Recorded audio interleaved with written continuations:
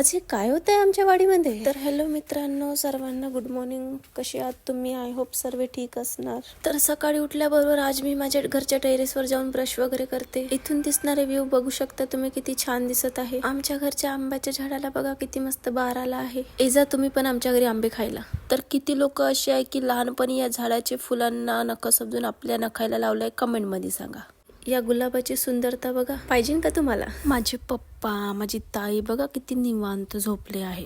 मलाच लवकर उठावं लागते, कारण माझे पूर्ण काम खतम करून सर्व काही रेडी करून 10:15 पर्यंत ऑफिस पोचावं लागते. आता मी काम खतम करून रेडी झाली तरी पण माझी आजी बघा मला आता काय म्हणते.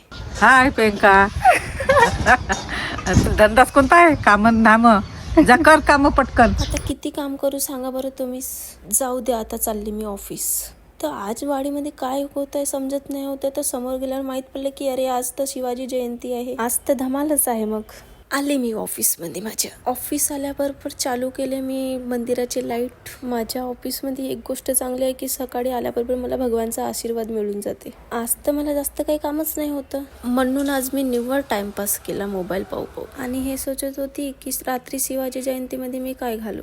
विचार करता करता घडीत बघितले तर बघा झाला होता माझ्या सुट्टीचा टाइम. हा टाइम तर माझा फेवरेट टाइम आहे, कारण ह्या टाइममध्ये मला घरी जायला मिळते. आपला पूर्ण सामान समेटून मस्त स्कार्फ वगैरे बांधून निघाली मग मी माझ्या घरी जासाठी. आता घरी जाऊन रेडी होऊन मी जाणार आहे शिवाजी जयंती मनवायला. जर तुम्हाला बी बघायचं असेल की वाडीमध्ये शिवाजी जयंती कशी मनवली जाते तर तुम्हाला नेक्स्ट व्हिडिओ बघावा लागेल. भेटू मग याच्या दुसऱ्या पार्टमध्ये. Thank you, bye.